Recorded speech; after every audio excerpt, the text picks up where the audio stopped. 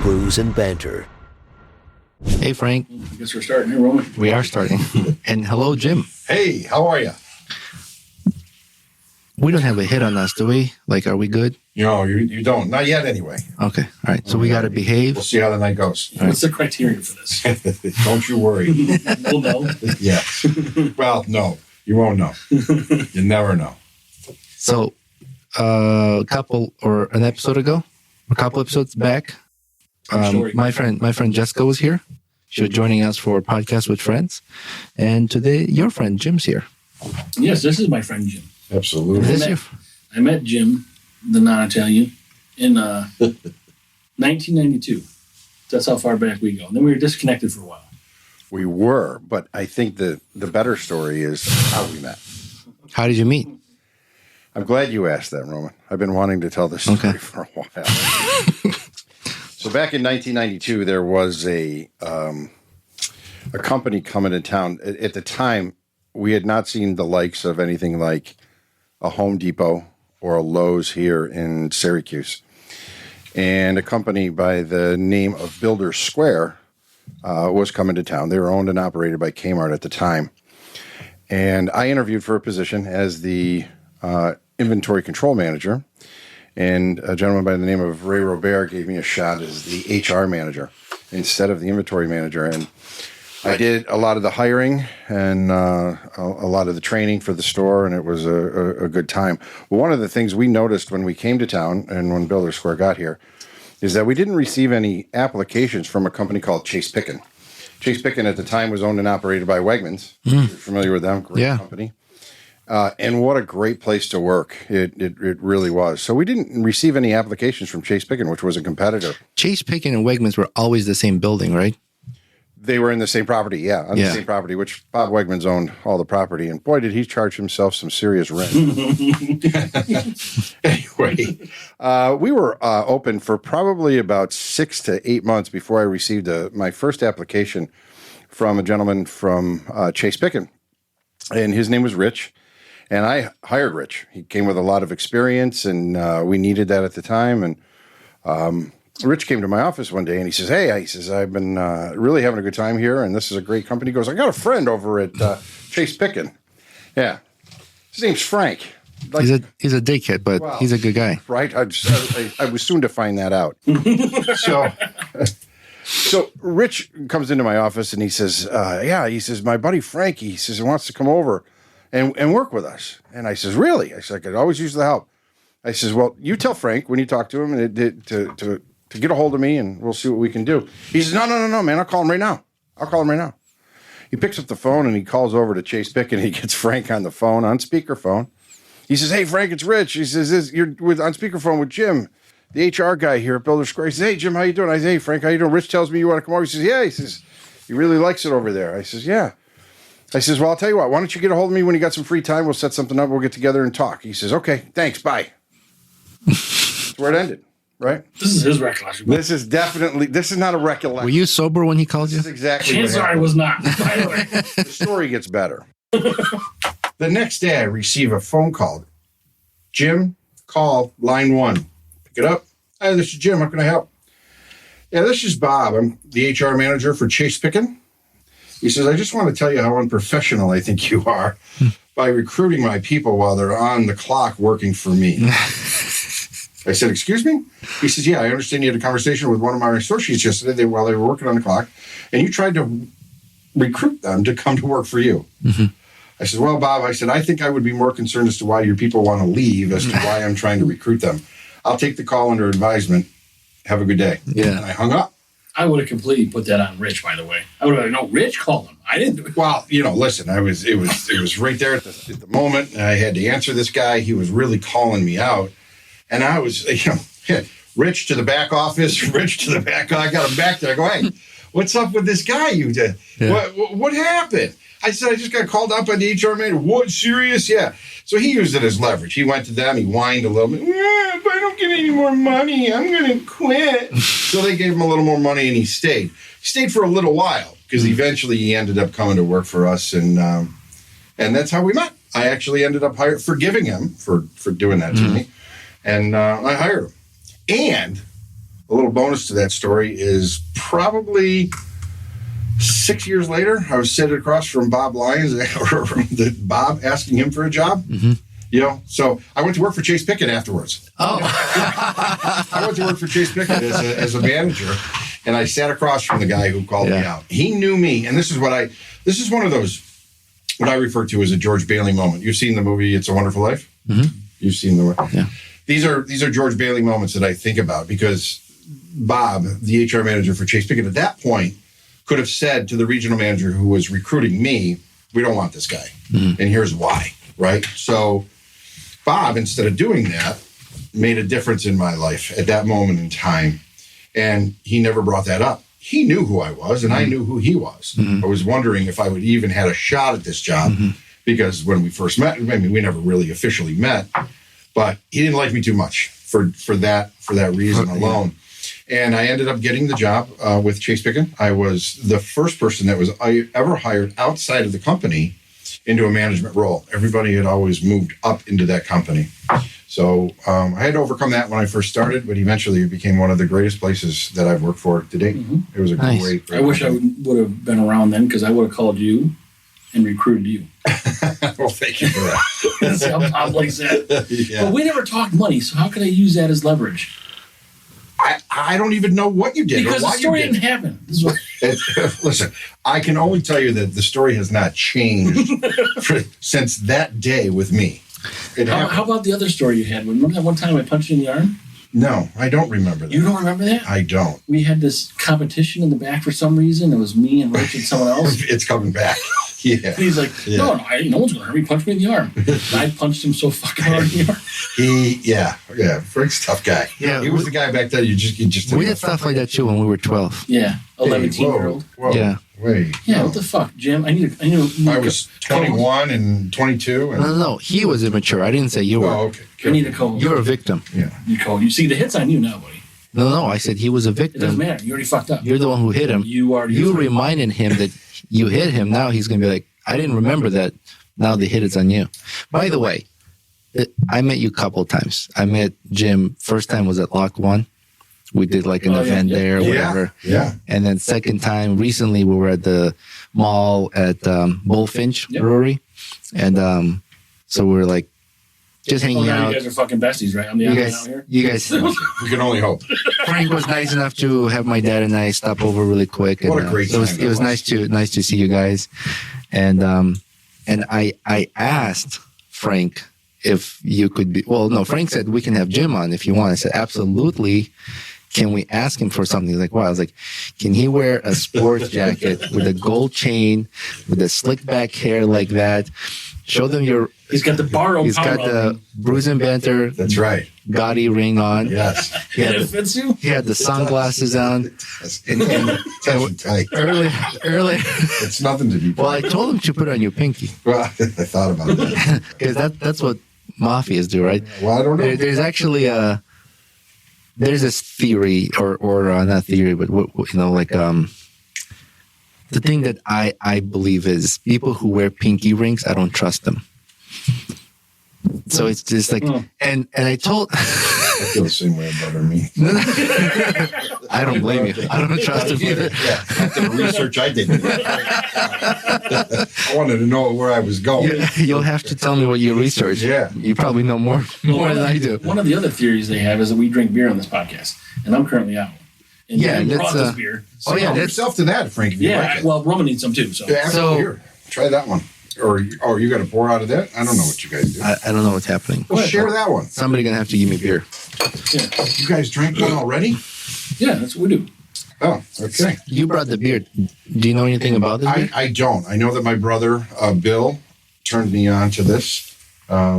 He's a recovering alcoholic. Right, Bill? Anyway, so he hasn't had a drink in over a year and a half or something. I'm pretty proud of him. He's doing good. That's good. It's a big. Is he recovering alcoholic? Listen. I don't know how you define an alcoholic. I always define an alcoholic as somebody who's dependent on it. Mm-hmm. Gets up in the morning and trust me, I know a couple of alcoholics. I don't think he was. I think my brother and I, we loved our alcohol. We loved our beer.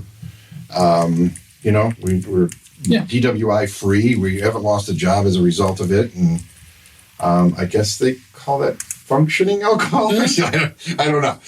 If it's not a problem, it's not. It's not. It was never a problem. Yeah, we just really liked it. Yeah. I think we were pretty close to what you guys are. I think that's what we do. It's just fun. I mean, I could go without it. Yeah, I think if you responsibly drink, I don't think that's an alcoholic. Like you said, you have to be dependent on it, right? Like, correct. You wake up like, fuck, I need a drink. Right. Yeah. So yeah, this is your favorite beer, right? It's one of them. Yeah. It's just they're from Freeport, Maine, and I don't see about some of these breweries on their websites. There's like no about us. I tried to see. They actually sell it. Launch is a finback whale that was first spotted by their team along the Maine coast in 1982. She has what looks like a bite taken out of the fin. Oh, so she was what was for lunch? Lunch. Oh, I've gone whale watching in Massachusetts and Maine, and there were some whales that have markings from either a bite or propeller damage, and they have like nicknames based on that. I saw him petting a whale today on some Instagram video. The whale's like on the side of the boat, and there's people like petting it. Yeah. I don't really know. It had all these scales, all those weird fucking barnacles and shit on it. But by the way, this was a gift from Frank. You gotta take the can out and put it back in. Oh yeah. This. You gotta accentuate the banana. So there's no banana. There's no banana. And then when you see Jim, you get a banana. Right. So you're saying they sold this somewhere, Jim? Trader Joe's. Oh, okay. Trader Joe's. I'm not surprised. Yeah. I haven't seen it like at Wegman. I mean, you've seen Wegman's beer selection. I haven't seen it. Trader Joe's is not that way? No, Trader Joe's is, I think they're owned by Aldi's. Have you ever been to Trader Joe's? Yeah, once or twice. Like, it's pretty, and I got to tell you something. I'm an Aldi's fan. I mean, big time. But Trader Joe's also?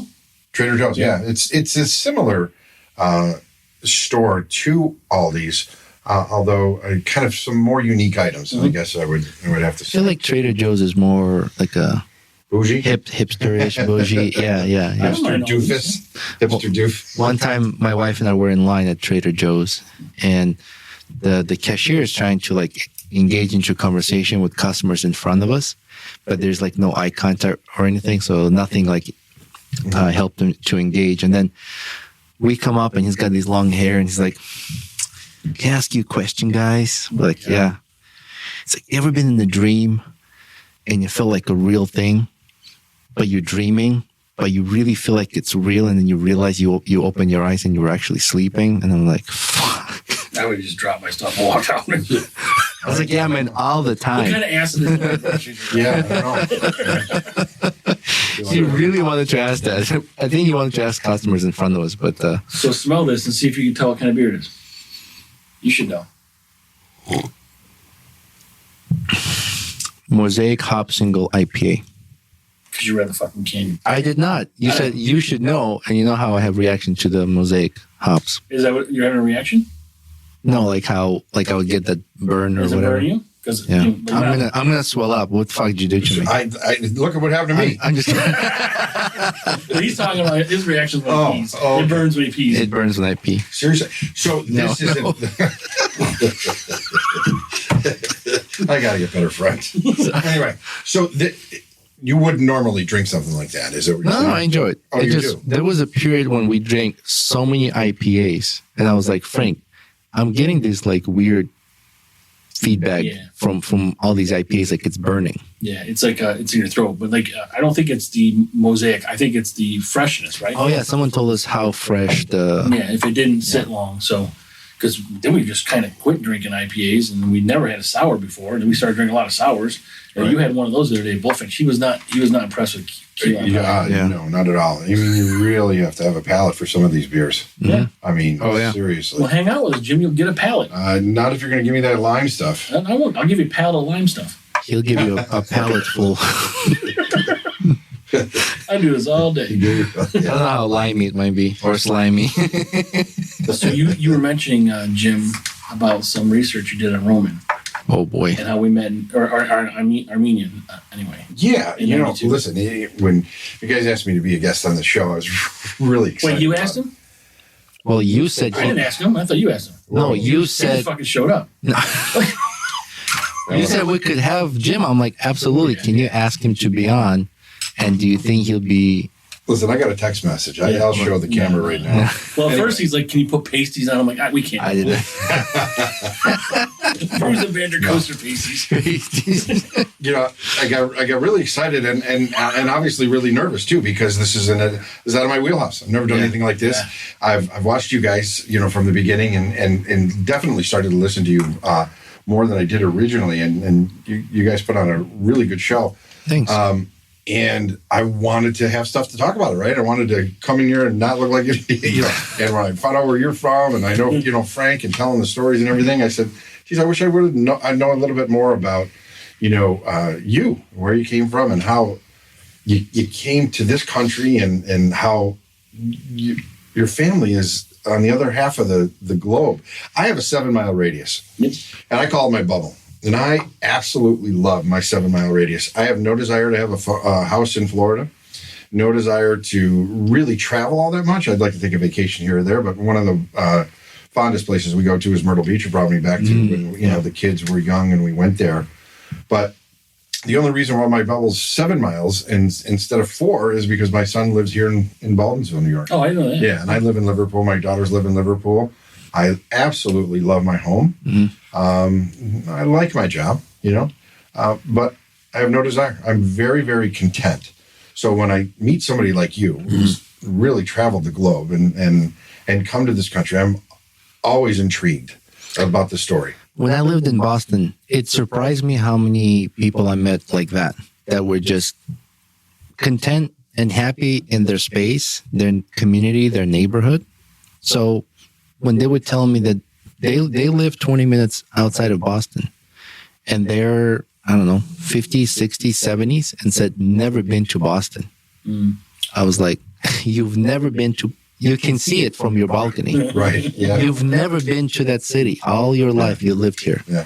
And it shocked me where I'm like, I want to see what's beyond. Like, I need to like. And you caught him in a good, because he's usually gone every other fucking week. Not anymore. He's busy. Yeah, oh yeah, he's busy fucking vacationing. No. I mean, but he just did what he does. You mean from the contracting to the real estate and this, right? I mean, when do you have time for you? When do you go out to dinner with your wife? We both work a lot, but yeah, I know what she does. We do go out. We have our date nights, or we'll have lunch together. We have sometimes we'll wrap up work and we'll watch TV together. But we love to travel, so we both work to travel, and we both have like our own hobbies. Like we talked about martial arts, and so I get to do that, hunting, outdoor stuff. I like to backpack in the winter. You still do that? You still do that in the martial arts? You work out and... He does it all together. Like, he goes on vacation in backpacks, and he does martial arts when he's there, and he hunts. It's all fucking wrapped into one. Yeah, so I Jura chop the trees. I Jura chop the trees to make a spear, and then I hunt with a spear while backpacking.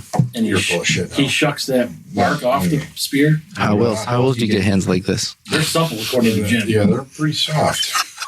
You should have seen, he's like, are you sure you do contracting? You're soaking palm olive. What's this? You're soaking your fingers in palm olive. Yeah. You look like a rabbit, like shaking up the ass. 70s kid.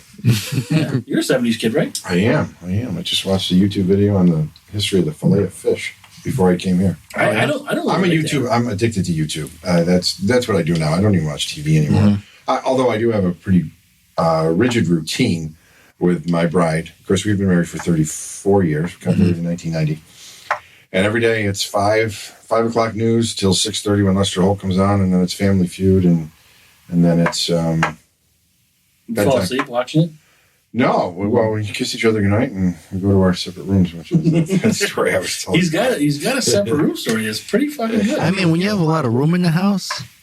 We have a 5-bedroom house. You wouldn't. It had an addition put on it before I bought it, In one of the back rooms, we turned into like a master bedroom. We put a deck out back with a sliding glass door. In the other room, which is part of the addition over the garage, is kind of like a makeshift theater room. I have 3 seats in it. You had a big pull-down screen with a projector, but these TVs today, they're throwaways. Oh, yeah. Buy a bigger TV, and I mean... Roman's only familiar with the pull-out ones.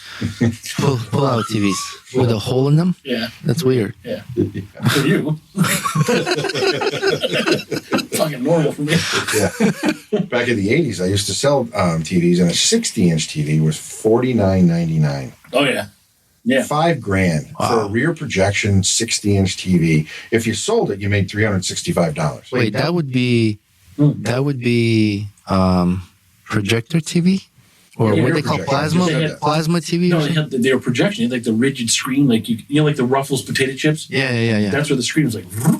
Yeah. I had one of those. Yeah, they're like big fucking. It's like a huge refrigerator whole unit. Yeah, it's huge.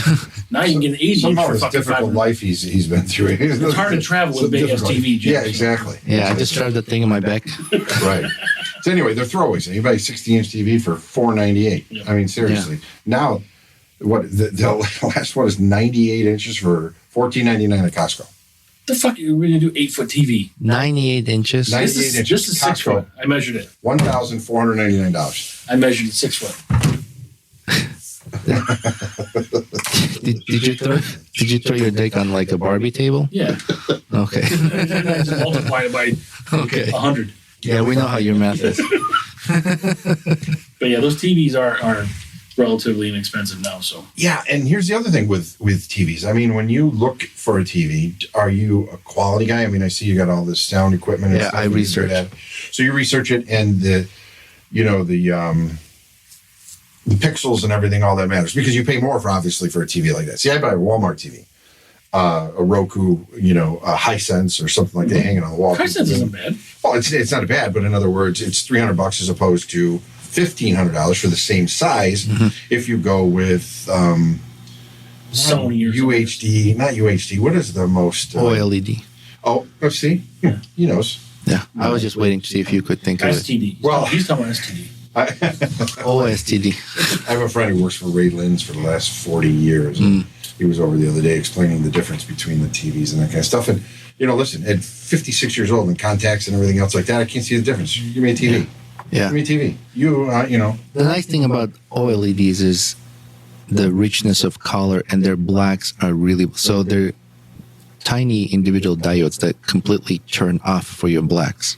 Hey, what do you need to get Jim? So there's no light, so you really get vibrant colors. And back in the when I sold these TVs back in the 80s, they had Mitsubishi was known for that.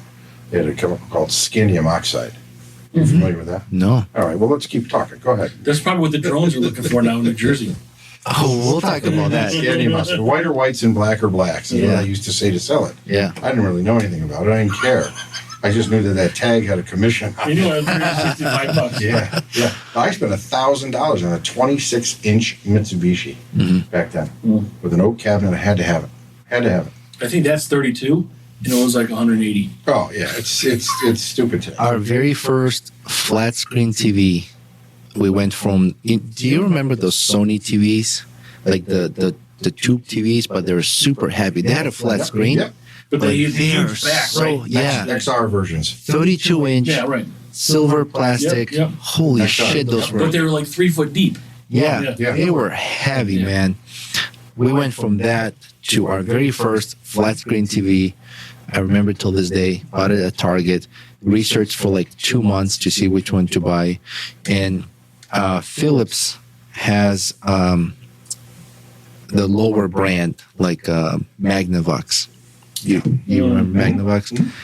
That was our first TV from Target. Opened the cart to get additional discount. That was after taxes was almost $600. Wait, we give these people credit too? 32. I don't even know if he's here legally. 32 inches. 32-inch TV. You're excited. Your first flat screen TV, and we're like, man, that thing is like this thick too. Like I can relate. You wish. Who's this we shit? You got it. My wife. You've been with her? My family. How long you been with her? My wife and I have been married for 16 years. Oh, very cool. Yeah. Very cool. And So half of you. we've known each other since 2005. Nice. You sleep in the same bedroom? Yeah. You're doing it wrong, man. Yeah, tell him, Jim. Yeah. Sure. You're doing it wrong. Well, right now it's good. So I'll tell you want to make you better? tell me, I'll tell you. Jim's secret recipe. This is the secret recipe to relation. I'm going to look right at you and tell you. Yeah. 34 years I've been married I'm to. gonna look right at you and tell you. 34 years I've been married to my bride, Chris. I love her. I love Nice. you. Congratulations. Yeah, thank you for that. I think. Anyway, so we've had our moments, right? We've had our moments. In fact, we actually decided to take a break for a little while. Not from the trust and the relationship that we had, but from each other. We're getting on each other's nerves, right? Same here. We sold our family house to our daughter. I had bought another house when Chase Picken left. That's the one you're in now? Yeah, they gave me a huge bonus when we left. It was just incredible. That company, I wish they were still here. So I bought another house, I bought a rental property. Anyway, long story short, which is going to be impossible to do. But anyway, my wife went into an apartment for a short period of time. I went into this house that we bought, and we sold our family home to our kids. Well, eventually we realized that we were just spending too much money. We had our date nights. We were still faithful with one another. We realized nobody else wanted us anyway. So I went over there one day and I said, "Hey, honey, why don't we just bring this together and, start pulling our money again and get ready for retirement? And let's stop this foolishness, She's like, all right. She had a little dog. And we were never pet people. What's the dog's name? Harley.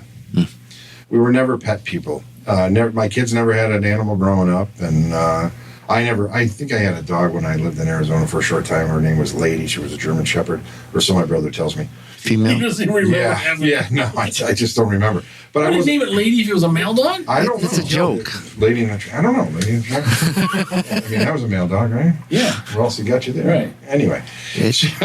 So I had an issue. The dog was okay. It's a little lopsu. I mean, it doesn't weigh probably 10 pounds. 10 pounds, yeah. And I said, okay.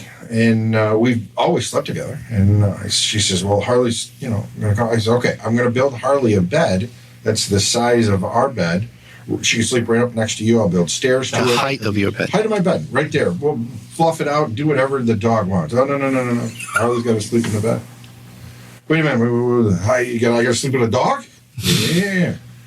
I said, okay. Well, I wanted this to really work out. I wanted my marriage back. I wanted everything to work out. I said, I'll tell you what. How about at the foot of your bed on a blanket? Because I have this obsession with my bed. And we talked a little bit about it the other day. That my bed has to be made every day. And I have this strange addiction to like down comforters, like goose down comforters, real ones. I don't want the alternative shit, right? I want the real one. And None of the synthetic bullshit. no, exactly. Yeah. And if you've never had one, get one. Because I'll tell you, they keep you cool in the summer and warm in the winter. And it's got to work, right? Because gooses have feathers and they're out in the wild. Geese or whatever they do. Yeah. Geese have feathers, right? And we have down comfort as well. right. Same. So I'm really anal about my bed. I want it made every day. And that's one of the things that actually divided us, right? When I met my wife, you walked into her house and whatever you wanted to wear the next day at school was in the laundry room in a heap of pile. You had to wash it the night before. And my mom, she did laundry when I got home from school. So my clothes were folded. So these are things, whether it was you take your shoes off when you walk in the house or you don't. Mm-hmm. Mayonnaise, Miracle Whip, right? 1%, 2% milk, things you grow up with. Mm-hmm. Mayonnaise and 2%. And, I'm going to stop short of saying my wife's a slob, and she just didn't care about that stuff. And I did.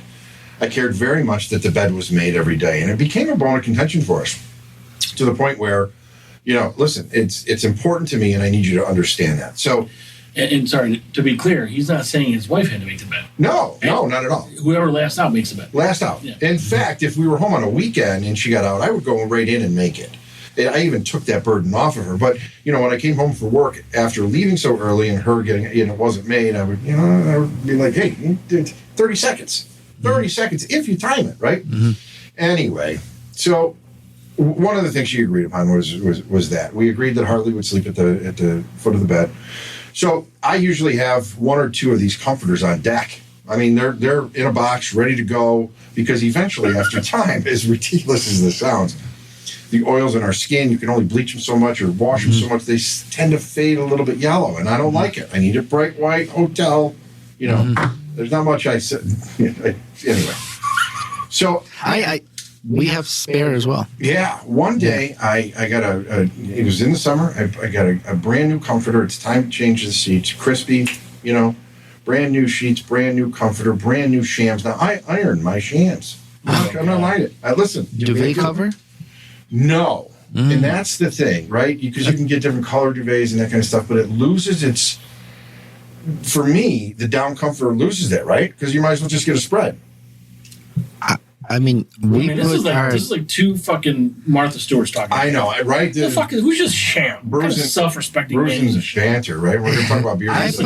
We put a duvet cover on ours. Yeah, I know. I don't know. I just like the feel of the cup. Anyway, so you like the geese on the skin. The geese, that's right. So one day the grandkids are coming over. I got 3 grandsons. They're awesome. They're cool, but they're a little wild, right? And little Harley's got a little bit of an anxiety thing, so. I got a brand new comforter, brand new sheets, brand new shams. Bed is crisp, and the kids are coming over. So Chris decides to throw Harley on the bed and shut the bedroom door, right? Which is okay. I mean, Harley's, she's allowed on the bed, the blanket's there, whatever. Kids are there for a couple of hours. They're going nuts and wild, and it's a good thing Harley's in the other room. So the kids decide to get ready to leave. They haven't left yet. So I go into the bedroom, and I open up the door, and there's Harley. And she's sitting there next to a complete and total puddle of piss. So, and it's not piss that's really kind of drained through the comforter because they're geese feathers, or goose feathers, whatever you want to call them. It is sopped in a puddle. Like if you tapped it, you could just... It would jiggle? It would jiggle. I mean, it's not moving. Splash. It's not moving. And it's my brand new comforter. And it is a gallon of piss. I have no idea how this little dog pissed this much. But whatever it was holding in reserve, it let go. And I'm just freaking out. Now, meanwhile, the kids hear me in the other room. I'm like, what the? And all of a sudden, I look at the cameras and my security, and the kids are scattering like cockroaches. Get in the car, get in the car. Because they know they know, right? Chris is like, oh my God, what happened? So meanwhile, I'm ticked, right? So I discover that it really didn't go through to the sheets, but it doesn't matter. It's ruined. I don't want it anyway. In your head now, yeah. It's over. So this is at 6 o'clock on a Sunday night. I got to be to work at 5 a.m. I get up at 4. I put everything in the car. I soak up the piss with a towel. I put everything in the car, and I go to the closest laundromat. I put a gallon of bleach in there, all the smelly stuff, everything you can do. 3 hours later, because it takes forever to dry these things. Oh, yeah. Right? I'm sitting there. It's now 10 o'clock. I come home. I make my bed. Meanwhile, my wife knows not to come near me, right? So I go to bed that night after the bed is made. It's, and again, once you go to the laundromat, you know how many people dry their stuff, and it just doesn't, I don't care how much good stuff you put in to smell it. It doesn't smell right? So no, I'm just, what the heck? I wake up the next morning, my wife's in a pretzel on the couch because she knows not to come to bed. And I'm like, all right, I'm over this, right? We'll figure it out. Well, fast forward a couple of days, and Harley's on the bed again, and she's licking her paw raw. All of a sudden, I look down and I say, "You gotta be kidding me!" She's now bleeding on my new comforter. Now there's blood, right? So now I could clone this dog with the DNA she's left on my fucking comforter. I'm over it. I'm done. I'm done. I'm so upset. I'm angry now because it's important to me. Now, people say, "Jim, no, really, you made bed?" No, I'm not going to trade it for the health of my kids. Right? Yeah. Oh, well, what's important? It's important to me. I don't know why. It just is. And, I wouldn't trade it for the health of anybody, right? I don't care. But the fact of the matter is important to me. So now I'm mad at Chris. She wouldn't let me make a bed that was the height. She doesn't make the dog mind, whatever. So I got to have a conversation with her. She comes home from work that day, and I'm ready to go into the other room. So I sit her down. I says, Chris, I got to talk to you. I said, I'm starting to get mad at you. I'm starting to resent you and get angry. And, this is your dog. And, listen, I feed the dog. I let the dog out when you're not here. I take the dog, care of the dog like it's ours. But it's your dog. And it's not only pissing over my brand new comforter, our brand new comforter, but now it's bleeding on it too. I can't get the blood out. I'm not taking it to the thing again. I'm going to have to go on to the ones that I have on deck. Right? Yeah. You show up with that, they'll call 911. Right. So I said, listen, I Googled it, which I did. Couples have separate bedrooms. A lot of stars do it. And a lot of people, even now that I've discovered, a lot of people that I know. So I said to Chris, I said, we live in a 5-bedroom house. I said, maybe it's better if, at least since you want to stay with Harley instead of me, that I take the back bedroom and I'll make it my own, right?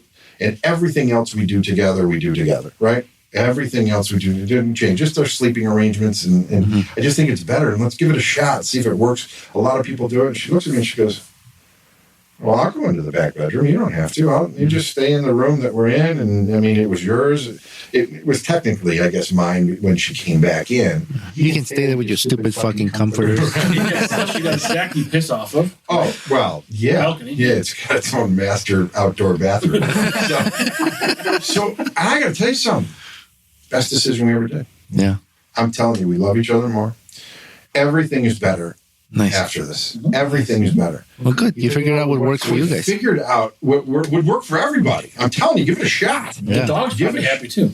Probably is. It knows I don't like Go it. piss on his bed. Yeah, exactly. Yeah, you should. Well, You should be like, here's your down comforter. Yeah. Right. I'm going to fucking piss on it. Fucking Yeah. a big steamer on the fucking napping bed.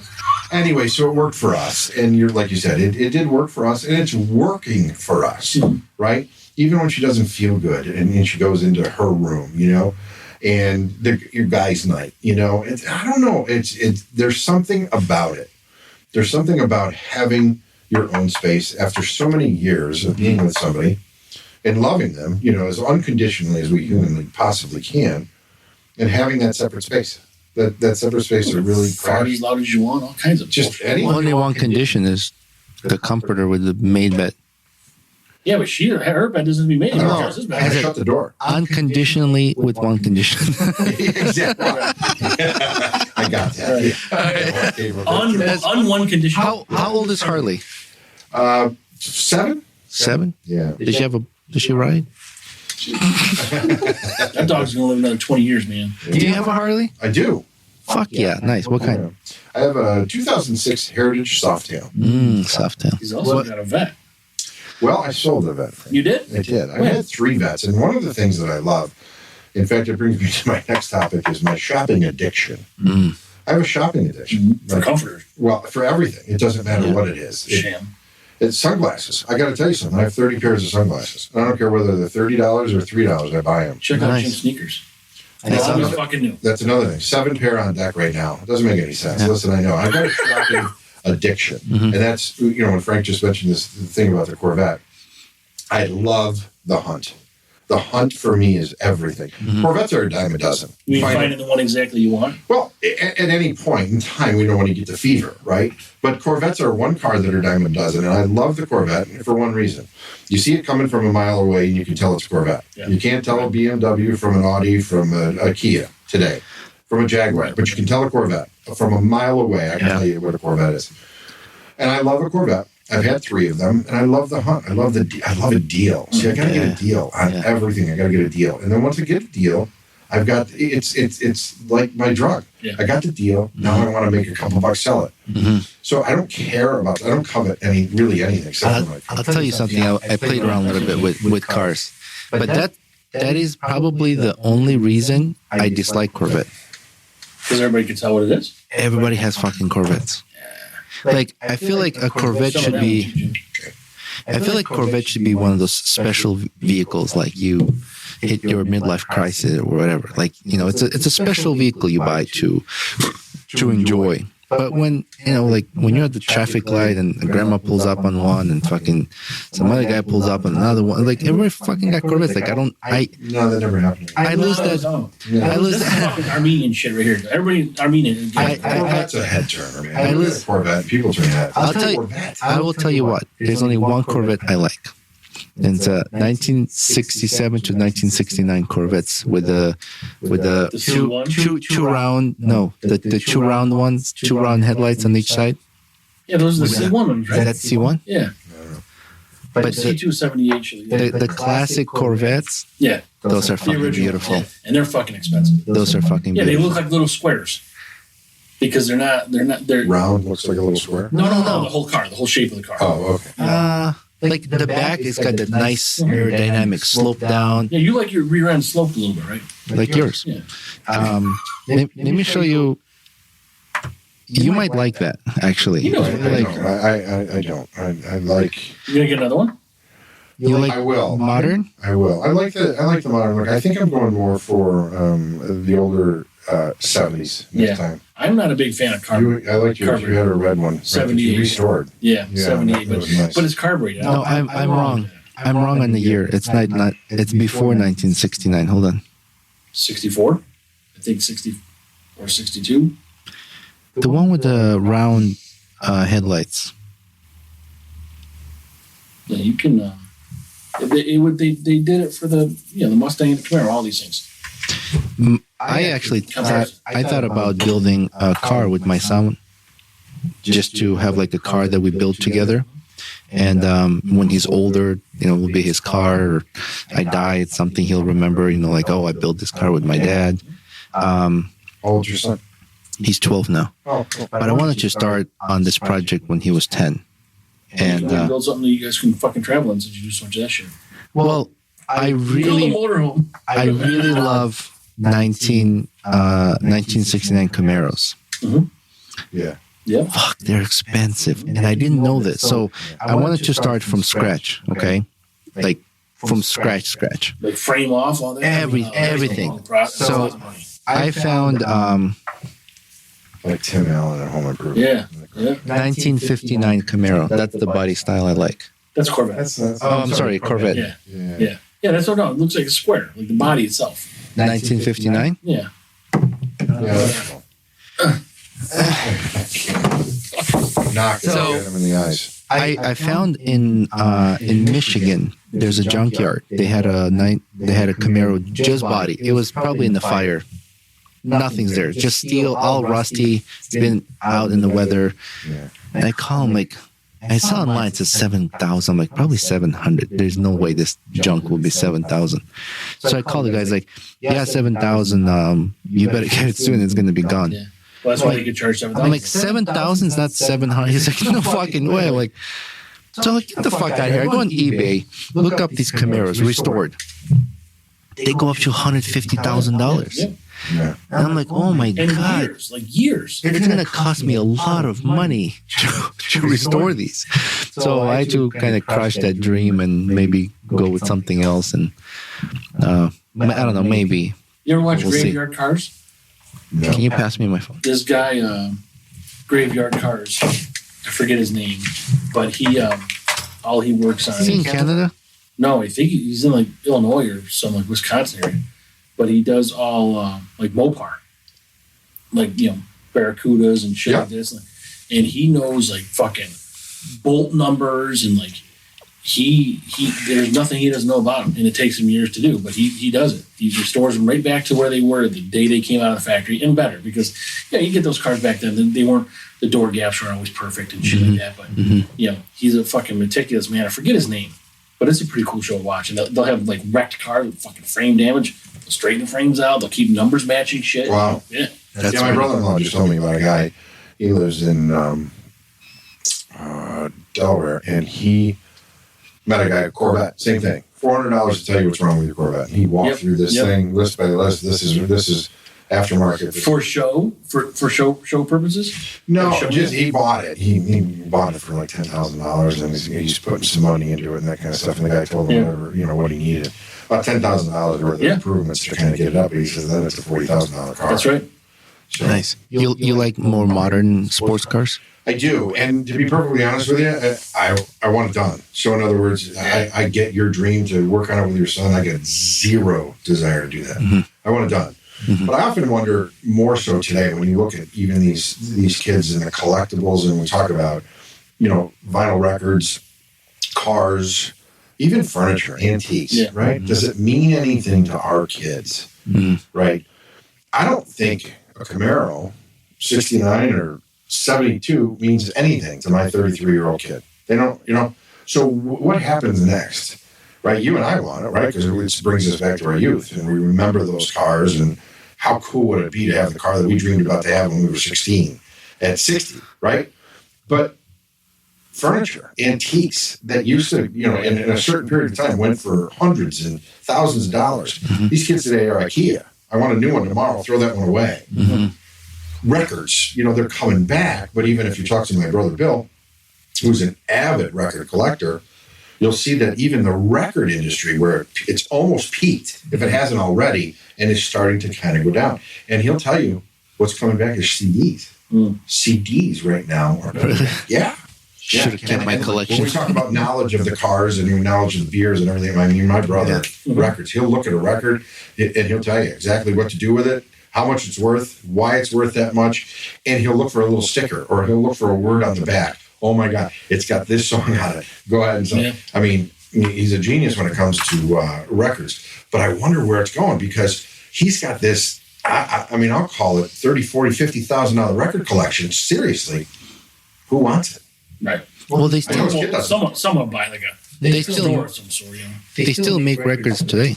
They do, but in other words, the records you get today at Walmart, number one, are $30 for the same record that we paid $6 for or $4 for back in the 70s and 80s.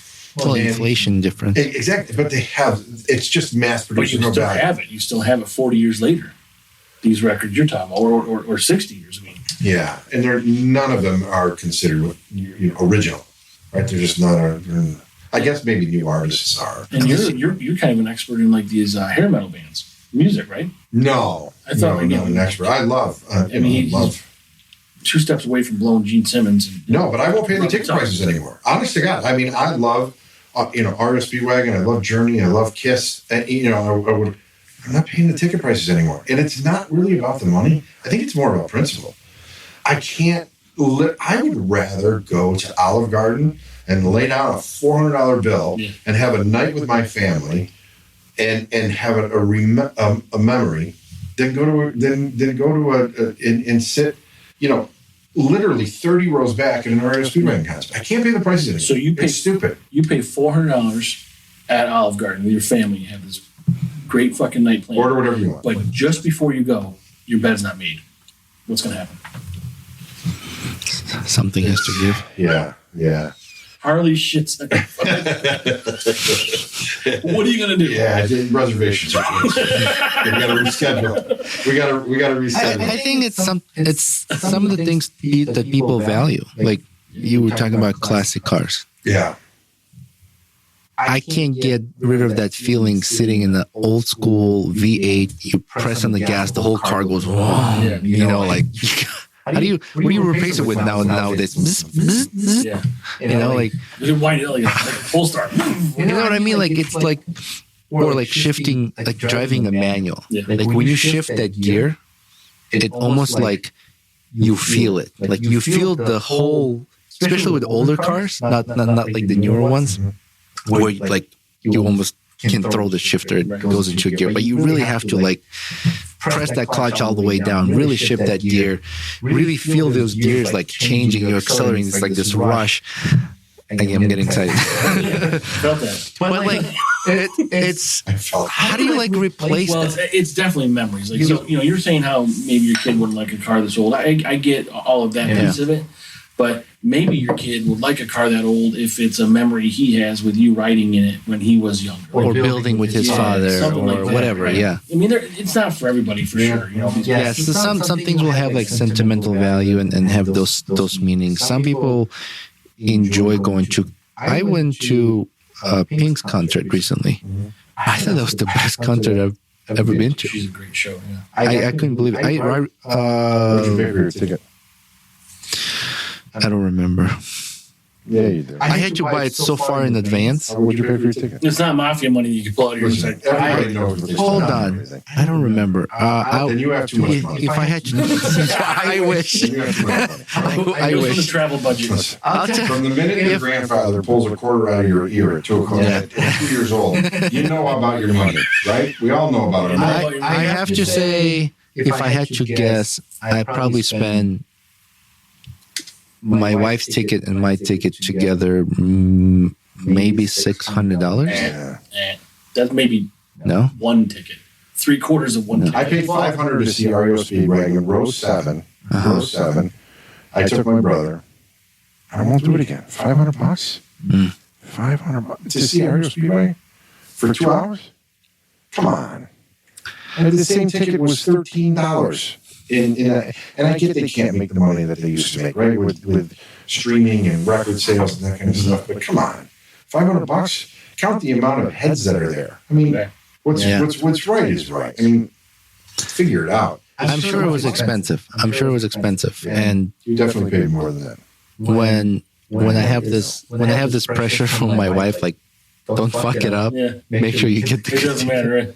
Yeah. You can drop us. We had $600. we had primary seats we want, secondary seats, and the third option. You know what I mean? So it's just like any of these in that order. And I remember opening the map, getting into a queue, and as soon as I was permitted to buy, all these blue dots started disappearing, and I'm freaking out. I'm like, I'm definitely going to miss these ones. I'm just going to go for the second option. Yeah. But regardless, the kind of show she puts out, she's flying everywhere and singing, and presentation's amazing. It's one time, like I'm probably not going to do this ever again. But you have that experience.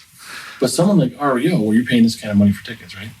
Why wouldn't they have some sort of venue with all these people? All these 80s, late 70s. Well, like Styx and Loverboy was there. But I mean, like, have outside, so like you're not paying for the dome or whatever the fuck you gotta pay. Yeah. Like, have it outside and have it almost like a Woodstock thing, but not with all those dirty fuckers still hanging out. Right. But you could have like tens of thousands of people showing up, and they can watch everybody, and then you just split the purse. Right. Do you like Broadway shows? I love Broadway shows. In fact, I just went to see Cinderella over the weekend. Oh, I just watched. There were a couple different versions, though. I just watched. No, this one was from some composers or something from the 60s or something. It wasn't Disney's version. No. Let's just say, do you remember The Wizard of Oz? Yeah. And then there was a spin-off called The Wiz. Yep. Yeah. This one was similar. It was pretty hit. Let's just say that. I just watched. Opened, I knew that it was. Yeah, I knew there wasn't a Disney. I just watched Lion King, and that Broadway. Oh, I went too. I saw. Oh, really? Yeah. Saturday? No, Tuesday. Tuesday? Man, that show was amazing. Wasn't that cool? It exceeded my expectations. It did. Like the costumes, the energy, like the singing Yeah. talent. Yeah. I was amazed. Even Even Broadway shows that we call them? Yeah. Yeah. Because we go to musicals. Lion King is national. I mean, Well, we go to musicals. You're talking some different musicals? well, musicals are general, but there's like Broadway shows. Like Mary There's Poppins and shit you see certain down in the theaters. fucking city. Yeah, I mean, there's Mary Poppins Broadway probably. No, I don't know that I've gone to a Broadway. We like the musical ones. Like I forget. Musical, yeah, they sing in there and they talk. I'm trying to look. You keep saying the same shit I'm saying. Is it a musical or is it a Broadway show you're watching? Like Broadway, Well, you go to fucking Broadway. no, Broadway shows are. I mean, they brought travel. Broadway to Syracuse. But musicals travel. Right. So there's musicals like a general, like shows, like people sing and act. Uh-huh. Broadway shows that They are don't from sing Broadway, but then they travel. So they originate, like, you ever seen Rent? Yes. My favorite. We went and saw Rent, I've didn't we? seen Rent. Oh, no, we saw Stomp.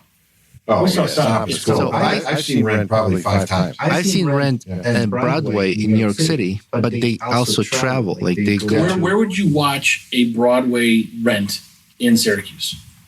if they traveled, they would be at Landmark, most likely. Which they were. When they were. But Yeah. the place I'm talking about with the musicals is down next to. Syracuse Stage or something? Yeah, that's the one. Syracuse Stage. But Yeah. so Broadway wouldn't come to Syracuse Stage? No, it's too small. Okay, so I like those ones. I think it's, Cinderella was at Syracuse Stage. But Is that I think- Broadway? No, I think it's local. No, it's just a play. I might be wrong, but it's not based on venue. It's just if the show originated on Broadway and then they travel, it's called Broadway I'm shows, right? traveling to the beer vault. That's my understanding. But anyways, Lion King was colorful, perfect energy, great capture of the story. Yeah. Not all the details are there, obviously. But the way they acted in the beginning, when you have all these animals come out like elephants, you're like, what? My father, who doesn't speak English well or at all, was sitting there, was like at awe, like what the fuck? He's like, I've never seen anything like it. You need help, Frank? Oh shit! Yeah, obviously does. No, I don't want to touch the camera. Just move it. You guys are on. Do you want me to get it for you? No, see? What is that one? Dark. You like dark beer? No. That's a porter. Then that's a no. Bet water. You want me to get it, Frank? Hold No, on. I got it. Oh. Look at that, Jimmy, sour. Jimmy Cocoa Pop. I'm good. Listen, now, you guys do this all the time. You guys do this every day. Every week. Yeah. Holy cow. We mix it up a little Yes. bit. Yeah. Yeah. Yeah. I think, have you had a porter before? It's dark, heavy. I think, well, you're going to like it more than that sour. So. Yeah. Look, kids, let's watch Jimmy eat a porter or drink a porter. Oh, you're mixing all this shit, too. Okay, that's good. Oh, good God. No, this is not that thick. All right. What was I gonna Yeah, say? Bellwater makes good stuff. Anyway, so you guys really have a palate for all of these different flavors. We're Really? sophisticated fuckers, Jim. Wait, You have to be to drink that stuff. Good Lord. I wish my brother was back to drinking. He would love to come here. Was he a beer guy? He was. He loved his beer. Well, good for him. So he's like on a cleanse. It's just been a year and a half. I think so. Yeah. Jim, can I say something? Please. I really like your clipboard. It's got the calculator on there. Do you want it? I would love to give this to you. In fact, as a realtor, you probably need it because you subtract the price of the house with the 6%. You got to divide that by 2. You figure out everything that you got coming to you. I'd like you to have this. If I told you how I got it, I want. It's a Chase Pickin' He constellation. stole it from Figure Chase just take my Chicken. fingerprints off. No, but yeah, this is. And I like your handwriting. And these are my notes because when you guys asked me to be on, I really wanted Yeah. to. What's in your What else notes? we want to touch on there? Well, Yeah, let's not waste your time you put into that. But before we start, you got to sip the porter. okay. Okay. It's opposite of sour. You know, I asked myself, what? Because as I was reminiscing and wanted to think, what's the hardest you've ever laughed? Think about this for a second, right? Because you go back and, Frank's a funny fucker. I mean, I can tell you some of the Gene's camp and everything and the things we laugh about. But I mean, really, really hard, almost passed out. I mean, I've lost consciousness that I've laughed so hard. Yeah, I've lost consciousness. Listening to our show. Yeah. What do you think? Oh man. Oh, it's coffee. I'm not a coffee drinker either. Good Oh, my God. God. Can we get you All right, something no, else? I'm gone. All right. He's like, Gone. fuck this, please. Well, cheers to that. Cheers. You got to knock and look at each other, right? Isn't that what you said? No, we gotta. No, Jessica says you got to do this. And even look at that. It doesn't even look good. that looks like baby shit. What is that, Roman? It's Is that a sour, Maine beer? sour Or is IPA that Aurora? by Aurora Brewing Company. Okay. Mazel flowers. That looks like Mazel flows. apple cider. Right? Pineapple. Oh, that's Pineapple, peach, lime, zest, and green tea. pineapple makes you horny. Right, It Jim? certainly doesn't sound like ingredients that should be in beer. But okay, listen. I guess It's I need to so-called beer. I guess I need to venture out. I don't, and again. So when I left, when was the last time I laughed really hard? Is that the The question? hardest you've ever laughed. Hardest. Like really just cracked up. I laughed. One time I laughed so hard, my abs were hurting really Do you bad. remember Like, why? oh gosh. I had many of those instances, so I don't remember exactly why. Right. But I laughed really hard when we were at Disney and you had to get up after. So we're at Disney watching fireworks. This is towards the end. Are you guys together? You guys went together? Yeah, we went together. Just Frank and I. I was coming out of COVID at this point, right? Yeah, I was. Really? Yeah. I don't remember. So I had like no. I was in the hospital. 60 pounds lighter than he could see his dick. So It was just a tip. It was 80 pounds. Just a Pounds tip. lighter. I had no conditioning. Yeah. There was almost no places to sit down, so we there was a little area on the grass we could sit. It was artificial turf. Yeah, artificial turf. This is getting a little personal. So we're sitting there for a while watching all these fireworks and shit. So now it's time to get up, But when you've been walking around all fucking day, Yeah. you're tired, your feet are killing you, you're sore, and you sat down, you sat for that long, your body's not ready to get moving again. It was like 25,000 steps. Yeah. So I, I think I was next to Frank. It took everything he had in him, physically and mentally, to get up.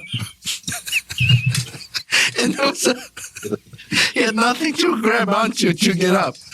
And there was a family. In A Christmas Story, I can't get up. Kind of. And then there's another family there, and he couldn't grab onto anybody, and he's getting up and he's pushing. He's like, but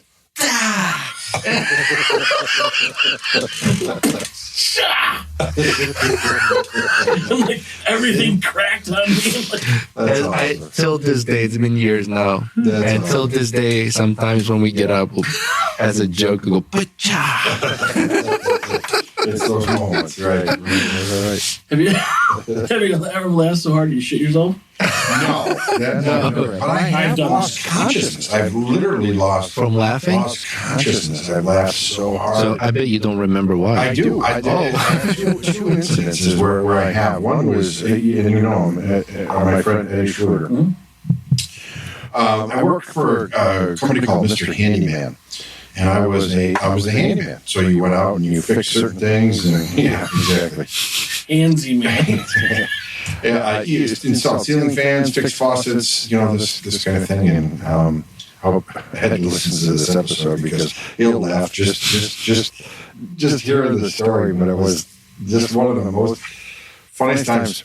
So I get a phone call, and this faucet in this shower. It's a 3x3 shower, and I'm 4x4.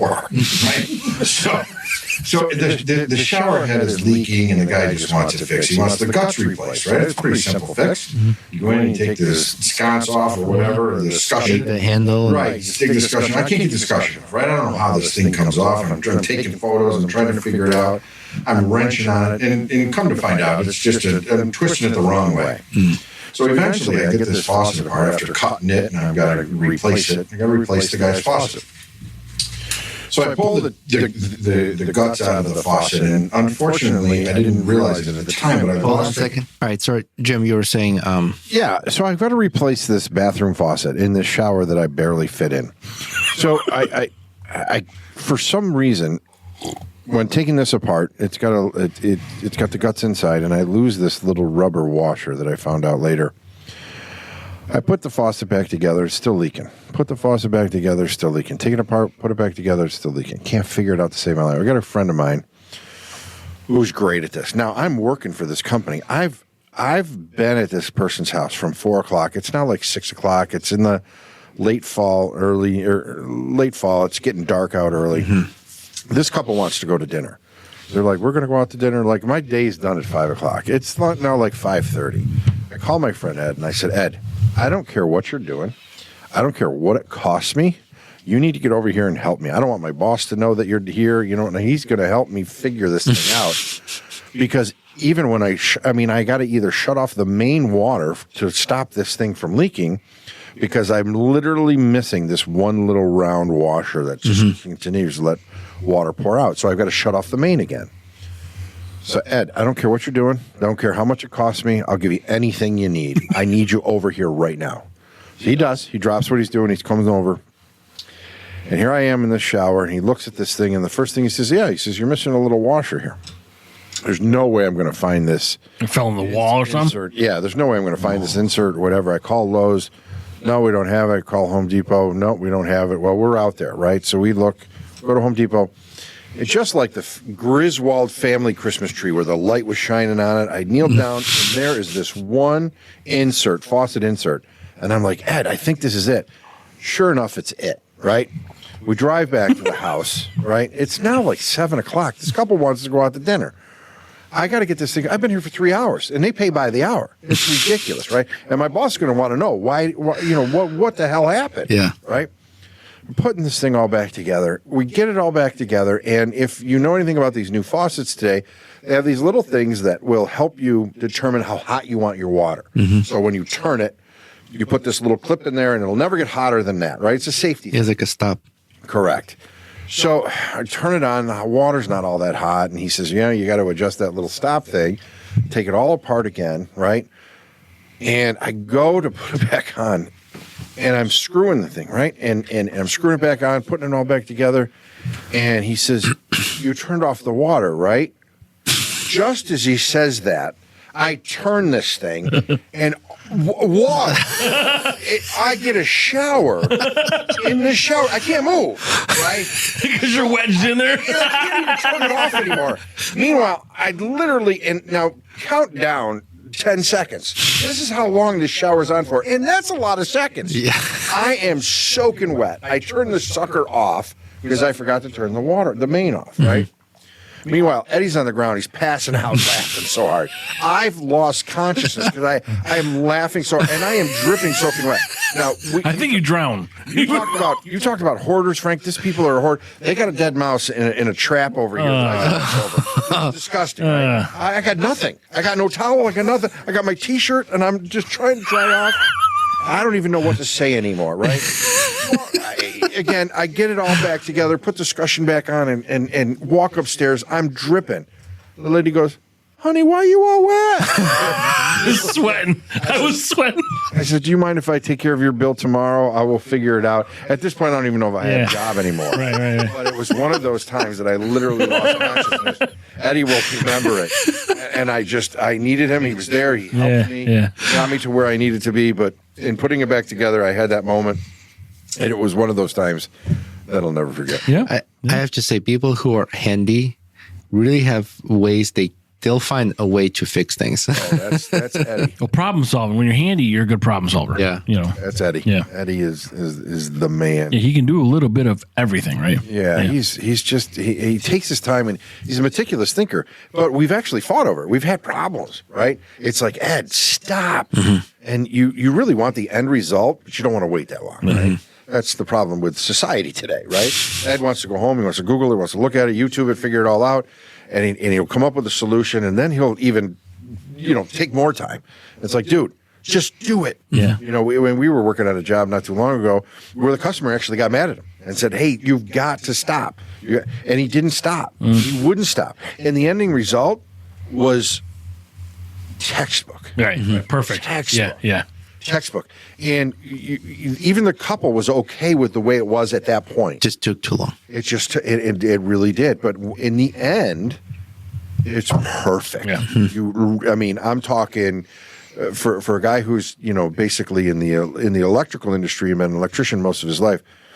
20-year carpentry in this stairwell with a curved handrail with Spindle. the spindles. Perfect. Perfect. But it took him a little bit of time. He won't say uncle ever. He won't say uncle ever. It's okay. Uncle? Yeah. He won't quit. He won't quit. Oh. It's an American term for giving up. Uncle. Oh, I didn't know that. Christmas Story? Did you see the movie Christmas Story? I have, but He's holding his arm behind his back. Uncle. I never put that together. Yeah, you got to say uncle. In Armenia, say that means uncle. You sound so stupid. I don't even know how to say it. Maybe it's from your uncle giving you a wedgie before, and I don't know I give up. where Right. it came from. Uncle. I tend to overthink things. Like I was doing this house in Skinny Ellis, and we had to remove the basement foundation wall because the way previous owners attached the deck corroded the seal, and it was just collapsing. The concrete was cracked. So I had to somehow support 3 stories of glass windows. Oh, wow. That's heavy. Yeah. So I engineered the system to hold this whole thing in place when we would take the foundation off. And I was still losing sleep over it. I said, we're not taking that wall down until I thought over all the little things. Yeah. Then I had a structural engineer come over to the house and take a look at it. The guy who walks in and goes, what the fuck is going on here? He's like, this house is not going anywhere. You can take that fucking wall out. I was like, are you sure? Please like double check everything. He's like 100%. He starts telling me about all these weight per square inch. Yeah, coefficients of this. Yeah, like the way you distributed the weight, he's like, you're over-engineered this whole support thing. I had cables running from one part of the house to the very end where the tensioning, the turnbuckle. Yeah, right. I had steel beams underneath it. I had support up the fucking wazoo. He's like, I've never seen anything like it. Yeah, but without the knowledge of doing that, imagine if you didn't do that, right? Yeah. And something happened. Yeah, I'd be fucked. I'd be fucked. The whole house comes down. Basically, my thinking was, I know how physics work at the stupid level of my level, and I take the physics of gravity and weight distribution, the loads and all that stuff, and how it can go wrong in all those scenarios. And how do I prevent that? Right. And that was my thinking. Right. And then after that, you check your insurance policy. My insurance policy was good for $2 million. So the house was not $2 million. So, yeah, I was just freaking out. But I overdo it, and sometimes my guys would get frustrated. But it's not because it took me too long. It's because I just wanted to make sure that I can sleep okay at night and not think about, like, is that wire going to catch on fire? Is that plumbing going to break and flood the house? Like, and no one gets hurt, obviously. You know, that's no, right. You don't want anybody to get hurt. And yeah, I got a nickname, MacGyver. I don't think you guys were with us, but we went to camp. We went camping with some of our friends, and we bought these water guns for the kids, and they needed battery to operate so they can shoot streams of water. Mm-hmm. And my son's wasn't working. I was like, "What the hell? We put the battery in. Like, why isn't it working?" He was missing the spring for the negative connection. Wow. Okay. You put aluminum foil in it? No, I go in the truck. I find some scraps of copper wire. So I used needle nose pliers and I made my own spring. Dropped it in there. They're like, "You fucking MacGyver." Very cool. That's a good feeling, though. Yeah, but now like you could play around with the rest of the kids, and that's all it took. It's something stupid. That's good stuff. That's good stuff. What else? We talked earlier in the beginning of the podcast about my George Bailey moment with that gentleman by the name of Ray Robert, who gave me a shot at a human resource manager as opposed to an inventory manager. Mm-hmm. Really changed the course of my life. Seriously. If I had been hired as an inventory manager, I would have never been an HR manager for Lowe's. Who was the inventory manager? Nancy Wheeler. Oh, I didn't know that. I mean, I know she worked in the back office. I didn't realize she was inventory manager. Yeah, Nancy Wheeler was, I guess, the ICA or something, Inventory Control Associate or something. Yeah, because Ray gave me a shot also. Ray. So whenever I meet anybody, and my kids will laugh if they listen to this podcast, they'll be like, "Okay, Dad, whatever." That George Bailey moment, right, where somebody made a difference in your life. Somebody got you. In other words, if you look back and you ask yourself, at what time, because I look at both of you as being pretty successful, all things considered, right? Podcast, the home, still working my ass off. The marriage, right? Well, but again, listen. The other thing about Armenia, right? What are they known for? Armenians, hair, a lot of things. Work ethic. I was going to say hair on the body. Ethic, yeah, right. Yeah. You don't quit. You don't give up. No. I mean, I Googled it. I needed to know more about you. I did. Work ethic. Google. What are you known for? Work ethic. You know how old Armenia is? Strong work ethic and resilience. See that? See, I wrote it right there. Strong work ethic and resilience. And true story. It is a true story because look at you. You're doing 8 different things. Listen, I don't know what your wife does. Maybe she's a doctor. But anyway, you too. I mean, I've been at your house, Frank. My house ain't that big. Anyway. I don't have 5 bedrooms. No, I don't have a camp. I don't have a garage the size of my house. So listen, you want to start getting, laying things out on the table. I guess I'll ask you both. What's your George Bailey moment? Who made a difference in your life to get you to where you are today? I'm not interviewing you. I guess I just asked. Who made a difference in my life? To get you to where you are at today. Your life would have went in a different direction had this person not intervened in some way. That's not apparent. Not family related. I don't really care who it is as long as it truly got you to where you are. And if they make their bed, they well, that too. I mean, it's hard because, of course, your family is always behind you, like supporting They're you. your cheerleader. Oh, I'm behind you. Yeah. And then, That way, Frank. what do you do back there, anyways? You can't Oh, feel you it. know. Well, scratch my back. Hot dog down a hallway. You wouldn't know. You're just always back there. I don't know why. My mom's side of the family has a lot to do with us coming to the States.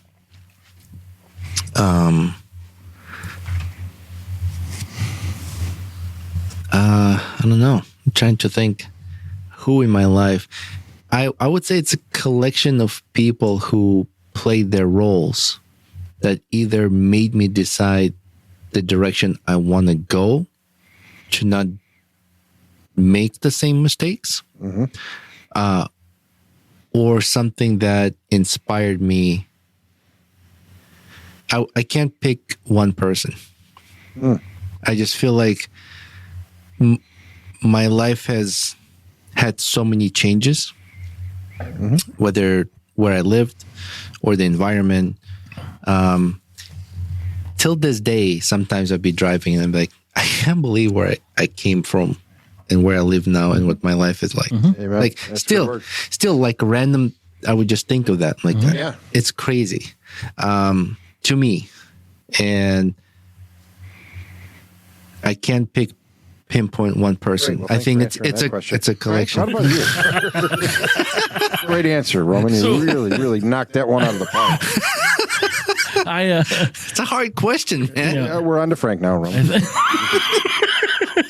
I think mine starts with my stepfather, because he was. Nothing to do with me hiring you at Builder Square. I'm getting there, but the more you talk, the less I'm going to mention that. But my stepfather, my mom had 2 kids, and he decides he still wants to proceed, and he kind of, took me as his own son and all these things. And I got another brother that's after that. That's, my half brother. Yeah. But I think he kind of drives a lot of the work ethic part of it. But then from there, you kind of go to John Zen's. Yeah. Because I'll say you also, because you were part of when I had met you. I was probably only in my early 20s. We both were. You were older than me, Jim. But how old are you now? I am 52. Oh yeah, I guess I was. Yeah. So I'm a sexy 52. But after COVID. And someone mentioned something. Someone mentioned something earlier about how we were drunk. Maybe it was you, Roman. Like, I asked if you were sober when you answered the phone call. So, but in those years, we drank a lot. And there's a lot of that was fuzzy and hazy and shit. Like, family, nothing. So, there was some direction there that I'm sure you were part of, because you gave me that job that was a full-time position that kind of helped me drive to where I am. Right. But then you kind of get these people along the way. Just certain people that I don't think there's one individual that definitely made a life choice for me more obvious. Yeah. But there was definitely coaches along the way. Even my coach in high school, like football, wrestling, all these, they kind of help you and guide you. And I think that's what people are. I don't have a person that I'm like, fuck, I could have gone this way within a day. I was just kind of on the right path the whole way. And then you kind of veer off, if you're, driving a car on the road and you start falling asleep, you hit a rumble strip. One of those coaches or one of those people were my rumble strip. You're back in the center. Yeah, that's right. I think it depends on people's situation. In some people's situation, they might have been the one person. Yeah. Others might have been, 2 or 3 people. Well, so what was your family life like, if you want to talk about it? Oh yeah. Well, I had a brother with Down syndrome who was the purpose of my life for a long period of time. He passed away in 2017. I miss him terribly, and he really was just. Mikey? Yeah. He was just the coolest dude you ever want to meet. He just loved life. He loved everybody and loved women. He was, again, like I said, my purpose in life. I had a stepfather. Yep. He was, in fact, up until it was legal and I was 18, I was known as Jim Coda. I took his last name, but not legally. Sure. And, they say thank God for unanswered prayers because we had a falling out, my stepfather and I, and it never came back. Till this day?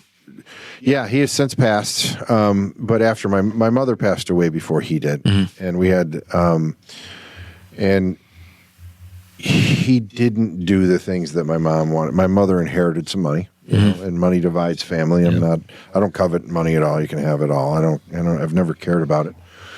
But my father, I called him my father for years. Same. He made some poor decisions after my mother passed away. And monetarily, you're talking about? Both. Yeah. Both monetarily, and then when he ran out of the very large inheritance, he came and took my brother to Florida, which my mother had tried to take him there years prior to give my father what he wanted, which is the retirement life in Florida. But he lived a life he never saved for after my mother passed away. And we just I wanted him to do the right thing when it came to my brother. My brother belonged in New York State. For anybody who knows, New York State is the greatest state in our union for kids with disabilities. Mm-hmm. So when he ran out of some money, he took my brother because he was worth a couple $1,000s a year based on his Social Security or disability or whatever it was. It just didn't go. It didn't go well. Mm-hmm. But I had an incredible mother, and she was just the best. But back then, you could stay at home, right? Yeah. My brother Bill, who I still get along with very much today. We have some different views on some certain things, but we agree to disagree, and we don't talk about those things that divide us. So we try to find a common ground. But it's even okay to do that. It is, between him and I. So I'm glad with that. I told you before the podcast started that I was estranged with a couple of my sisters, which is new to me. I've never really experienced that before this. Yeah, maybe I'll try that. And that's been hard, but Send the Roman. Oh, send it to Roman. Sorry. I have a great. How many sisters do you have? Sorry. I have two half sisters, same mother, different father. Okay. Yep. And I have a stepsister. Her name is Sandy. Mm-hmm. I have a stepbrother. His name is Dennis. Oh, I didn't realize that. You know what I found out is legally after my mom passed away, and my stepfather got remarried. They have no ties or bonds, right? If my stepfather got remarried. So even legally, there's nothing. There's no legal tie family. There's nothing. It's familial, it's right? All it's over. But today, I'm close with my brother. Listen, I have an incredible relationship with my three kids, which is very, very important to me. I was going to have 7 girls if it took me to have one boy. I wanted a boy more than anything. Everybody says, hey, what do you want? Well, I want it to be healthy. Yeah, no shit. Who doesn't want their kid to be healthy? Right. I'm telling you, what do you want? You knew when you had a boy. Maybe you didn't share it with anybody, but you knew. You knew what you wanted, whether it was a girl or whether it was a boy. You knew what you wanted. You're going to love them either way, but you still want something. Exactly. I wanted a boy. First kid came out as a girl. I was like, yeah, that's cool. I love you. Second kid came out as another girl. I'm like, you fucking kidding me right now? All right, I'm going to love you too, I'm like, Chris, let's go. Right? I would have had 7 girls if it took me to have one. How about 8 girls? Would you have 8 girls or no? I would have. Okay. I would have. I don't know if the 7 was some weird number. Guess what? I'm closer today with my girls than I am with my son. Yeah. I love him to pieces, but he's got his own life and he's me, right? He's living his life and doing his thing. And again, he lives in Baldwinsville. So he's 4 miles or 5 miles away where my girls are 2 miles away. I'm close to him too. I'm very close with all of my kids. And I just adore that, So life, I think it's normal. Like if you're a guy, you're like, I want a boy. I want to do all these things with my son. You know what I mean? Like I feel that way. Yeah. I mean, it's not. I'm sure my wife was like, I want a daughter, and I was like, I want a son. The one reality of that, I wanted a son so that I can name him after my stepfather. Did you? I did. Yeah. Good. Nice. Yeah. My wife picked my son's name. And I was like, sounds good. What is his name? Same. Oh, same. Yeah. Well, and I got a daughter, but I mean, she could do the boy things. I only have one child, but she does boy things. It doesn't matter. I mean, no, I don't. Yeah, it's not like boy thing, girl thing. I think it's what I was saying is if you're a guy, you look forward to those things. And that's why you say like, I want a boy, right? Sure. Yeah. For me, if I wanted a boy, it would only be so that I could wrestle you and like kind of be fucking rough. Right. Yeah. Right. I did that with my daughter, but the rough with a daughter is different than rough with a boy. Yeah. Because she'll fuck you up. Oh. Plus, I got a wife to deal with. She's a secondary black belt. Is she really? Yeah.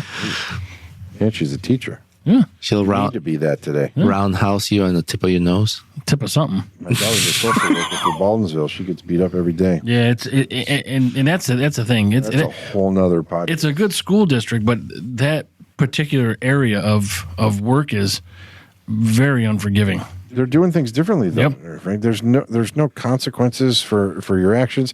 Gentle parenting. I love my kids. I hope they listen to this podcast, and they know how I feel. Gentle parenting is not working. No. When you try to negotiate with a 4 and 5 year old, 6 year old, try to figure out why they threw the truck at their brother instead of Well, no one's saying go beat them, but like it's okay to discipline.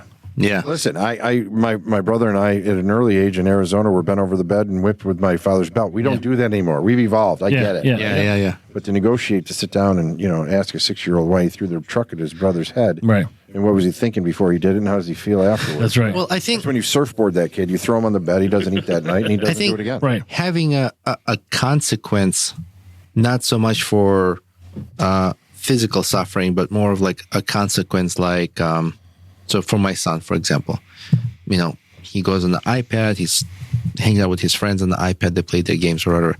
Well, the consequences for not doing your homework on time or neglecting it or not prioritizing or whatever, I'm taking your iPad away. So you need to understand that for your certain actions, there will be consequences. So that's my way of disciplining. And of course, having a conversation. But at the time when you're like pissed at your kid, you're like, fuck, what'd you do? Yeah. You didn't do your math homework? Like taking all the shit away. Then later we'll talk about it. The key to that is doing what you say and saying what you. That's right. Meaning what you say and saying what you Stick mean, with it. Yeah. Yeah. right? So you can even set up the discipline so that's easy on you, right? But when you don't do that and you don't set those boundaries, Yeah. No follow through is no good. Yeah. no follow through. Yeah. And My I tell, kids are doing a great job. My grandkids are awesome kids. I don't want to take that away from them. They're doing it differently. We're all in different ranges. Like They're doing it differently. your kids are older than my daughter. My daughter's older than your son. and everyone's family and structure and upbringing and discipline is going to be different. There is no like set one that works for all families. One thing is conversation is really talking about issues and problems. I think conversation is important. So like, look, I love you. I tell my son, love you too. I love you. I'm upset because it comes from love. It's like I'm worried that you might fail or something might happen. That's why I'm upset. Yeah. I don't hate you. I love you unconditionally. Unless you don't make your bed. Yeah. So, it's different. And I've learned through how I grew up, how I want to bring up my son, or not, and how I see people around me, how they raise their families. I almost like learn things. I'm like, oh, I want to adapt that. Oh, I don't want to do it that way. Yeah. But I get it. I'm going to do it differently. Right. Right. Nobody has like a guidebook when you become a parent. You kind of learn all this stuff. Today, when you give, I give my kids advice, and unfortunately, they're educated today, right? I mean, I have a high school education. Well, a parent never knows more than their kids, according to their kids. Exactly, Right. and that's what I'm talking about. Listen, I don't want you to choose door number 2 because that's what I want. I want you to choose door number 2 because I chose door number 1, and I got this. Right. I know what you're going to. And I mean, let's talk about debt, right? Because that's one thing that I've been in, and that's one thing that I'm trying to educate my kids in. You can't do it. The whole system's designed to keep us right where we're at, right? And interest is the cancer in the financial world. You never get out of it. Yep. You get the credit cards; they're awful. They're just House is the only thing that probably makes sense. Well, you have to, right? We've got to have a roof over our head, but there is no credit cards. I mean, look at the percentage rates today. And I'm continually talking to my kids about, listen, you'll never get ahead, never get out of it. And it's created that way. And you got to live with that stress. That's like just a weight on you, just pushing you down. It's massive. Yeah. I'm hoping for that we can provide our son a financial freedom. Not so much we support that, but more for like set him up in the right direction now. Not give it to him, but give him the opportunity to earn it. Set him up in the right direction now, so that going forward he understands better how to manage money, where to invest. You know, his parents worked so hard to get him in that situation. Don't fuck it up. That's my hope. That I wish I could have done a better job for my kids. Yeah. In the financial arena. I've seen your kids. I think you're doing Well, good. I think again, they're fantastic. They're definitely educated. They're, they shake your hand, look at your eyes. I mean, they get it. They're great kids. But like you said, I'd like to set it up. I'd like to be able to help them out more than I've been able to in certain scenarios. Yeah. Right? I'm always there for them. Dad, I need this. Dad, I need that. Or we need this done. We need, here you go. Here you go. Here you go. It's nothing extra. It's nothing, I think that I would just feel like I'm old, I'm going to die soon. I would be like, I'm calm. I know he's all set. Whether it's just him or grandkids, they're good. Like, that's not something I die with. You know what I mean? So knowing Split the that. equity in the house 3 ways and go your own way. That's it, kids. Do you guys follow this whole drone thing? Yeah, but I'm a firm believer that what the American people don't know is what makes us the American people. They know why they're there. They know where they are. And America absolutely knows what's going on. Yeah. And they just keep. It's interesting. It really is. I'm intrigued by it. Right. Well, so they're saying like they could be looking for nuclear waste, radioactive waste, something like this, radioactive stuff. But then I just read today that something in Spain, selenium, we talked about, 14 maybe, didn't arrive in Spain like it was supposed to. Now they know where the package is. They know where it is? They do not. Oh, they don't. Yeah, so like now I'm thinking like, you have all these terror plots that were planned along the way, 9/11, and they hit the Pentagon, they were heading here, and all these places. Now, who is trying to obtain this radioactive material? Well, so you're saying the drones are ours and they're looking for it? I think the drones are ours. So I saw some guy on TV or X. They're the size of cars. Right. They're not your. Not all of them. Like Some of them. The ones that we're talking about. And so he says and this guy's all over now for his statement on X. He makes drones for the military. He's got one behind him. He shows I do this. He goes, I don't care if you believe me or not. I don't give a fuck, right? But he's like, there's no reason for a drone to be flying at night because they can't see shit. And you have IR, that's it, right?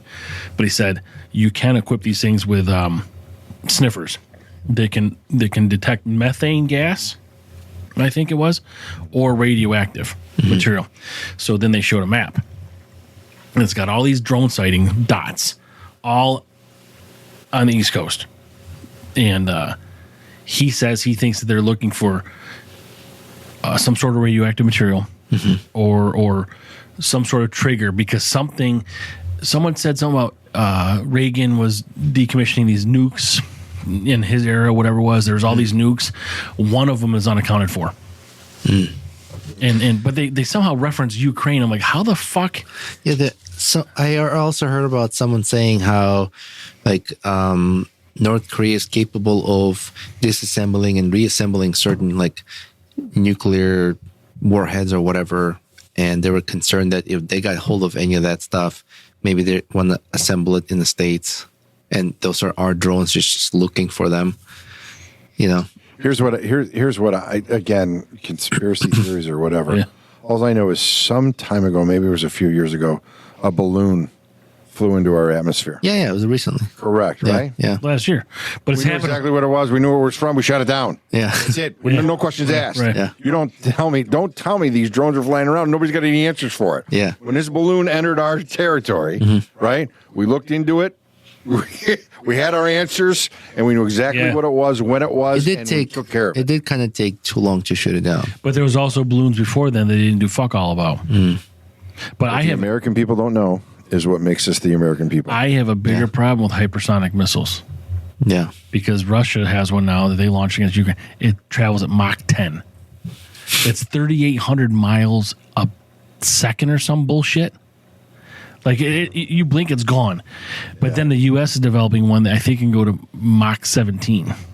But your reaction time to like, do you shoot it down or do you not, is basically like you don't have any reaction time. It's amazing something can travel that fast and not like disintegrate. Because they're also nuclear warhead capable. The Russian ones are. I don't know if ours are yet. We live in tremendous times. Oh, yeah. Oh man, I don't want to be here 20 years from now. 30 years. Well, wait a second. 56, 30. I don't want to be here 40 years from now. Yeah. It's going to be it's You're going to leave us with all this bullshit? What was the thought right now through your head? How did you calculate that? Listen, I don't want to leave in 20 years. That'd be make 76. I'd like to. Oh, okay. So he was thinking when I want to die. Yeah. Okay, I'd like to live to 89, 90. Okay. I don't think I'm going to make it, but I was just wondering. Whatever. Fucking 89. Like, I want to die in an even number. Yeah. I can't be 89. Really up to. I want to be divisible. I want to be divisible by 2. 69. You can't. It's got to be even. No. Like 70s, 35. I don't know. Am I an island here, you fuckers? Like, no, I get what he's saying. I get what 69. Yes, thank you. That's where I thought he would react to. no, I don't really care. We've already done all that.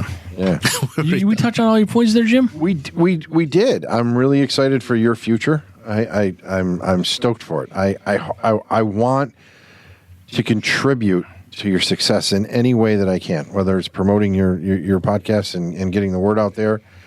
I think looking back at where you guys have come from over the course of the last year, and even the thoughts that I had. Well, you know where I've come from since '92. I do. Yeah, I do. I think it's tremendous. I mean, look at this room. I mean, if 10 weeks ago I would be in your basement, shoulder to shoulder. Fucking 3 weeks ago you would have. Right. So you guys are on the right path. Don't give up. And I mean, Armenians don't usually give up. So no, we'll definitely work towards it. Yeah, I'm really excited for your future, and I look forward to be a part of it. The only question I asked you in the beginning is, when Joe Rogan makes his multi-million dollars, how far out does the money trickle out? Like, where am I on the friendship tree? I mean, maybe I can give my kids, more than I'm capable, just because I know Roman and Frank. No, that's my desire, that you guys make. Yeah, we take care of people that take care of us. We're both very loyal people. We're not Joe Rogan. Joe Rogan's in a different stratosphere. Yeah, You'll get there, right? Yeah, just like hi. He's I listen to his podcast, and I think it's very entertaining, and I like that kind of platform. YouTube, 3 hours. I can't even keep up with that. Yeah, 3 hours a day he does for podcasts. Like I can't even listen to it. We've been here almost. 2. Yeah, but he does it every day. We do it once a week. Well, I don't know if do you know he does it every day? Isn't there a 3 hour podcast like every day? Well, we don't know when he recorded, one's what. Well, who gives a fuck? But I don't even think they come out every day. No, it's not. I thought they did. I don't know. I don't think so. Oh. I'm addicted to YouTube. Yeah? You got any favorite shows? Followers? The Collector. Well, the Deal Guy. The Deal Guy is the guy who tells you what's on sale at Costco and. Oh, I know that guy. Addiction. I know that guy. These are the top 10 things you should. Right? See, look at that. What a fucking great my brother always ad sends voice, those to me. These are the top 10 things you should be buying at Costco. All right, so make up right now. You are the DJ at a strip club, and announce me and Roman on stage doing our first duet shower. What? I don't know. I just use that voice. These are the next two Why guys. were you even thinking of Because that? he's got like an ad Ladies voice. and gentlemen, put your hands together for Roman and Frank. See? That was fucking That's what it cool. sounds like. Yeah, man. Show us your love. Let's get ready. Let's get ready to Watch these two soak themselves up in oil, and you just. take it back to Jim's handyman days. Okay, We're all now- wet.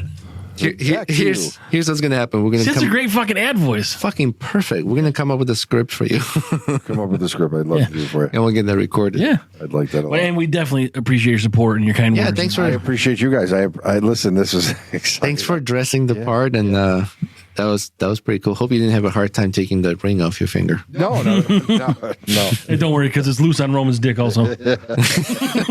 How would you know that? Because I play ring toss. With your mouth. I put it on with my mouth. Yeah, thanks for coming, Jim. Thanks for having me. It was fun. We always encourage our friends to come over, join, have fun. Yeah. I'd share a like to drink. do it again after, maybe another 50 or 40 episodes. Yeah, I'll we be don't- back. I'll take some more notes. We don't have to wait that long. Yeah, how about quicker than that? Hey, write that ad and I'll get that done for you right away. I love it. That's it. Live. We'll figure it out. Unlive. Live, we'll figure that out. Yeah, so You're tuning into Brews and Banter. it's perfect. We do plan to do some live things, hopefully somewhere in the future, like maybe some MC type stuff, Yeah. But I also want to do something this year for like a charity event. Mhm. And actually, our friend Carlos, he's going to be running a Chicago Marathon, but he has to raise money for a charity. Mhm. And he's raising money for who's that football player who went into Army and Pat Tillman. Pat Tillman. Thank you. He's raising money for Pat Tillman Foundation. Yep. Was and- killed by friendly fire, by the way. I know. Yeah. I know. But Yeah, big things to come for us, but support with you, and hopefully you'll come back as soon as we can have you. I mean, we've got a lot of things lined up, and people know that, and check us out on the Hopped Up Network. We got some other stuff coming up here with some other platform changes we may have. So yeah, exciting interviews for sure. That'll be fun. all right. Yeah. Thanks. Hey, Hopheads, Frank here. And Roman. Welcome to Brews and Banter, the podcast where we sip and spill the funniest stories over a cold one. We're not just brewing laughs and comedy. We also discuss life stories and current events in every episode. Follow the frolic on our socials, where we brew up more than just banter. Check out Linktree/Brews and Banter for all the goods. And guess what? We've got a VIP section. Join our Patreon for exclusive content, behind-the-scenes brew secrets, and maybe even a blooper reel or two. Subscribe, laugh, and unlock the full Brews and Banter experience. Because life is too short for bad beer and boring stories. Cheers.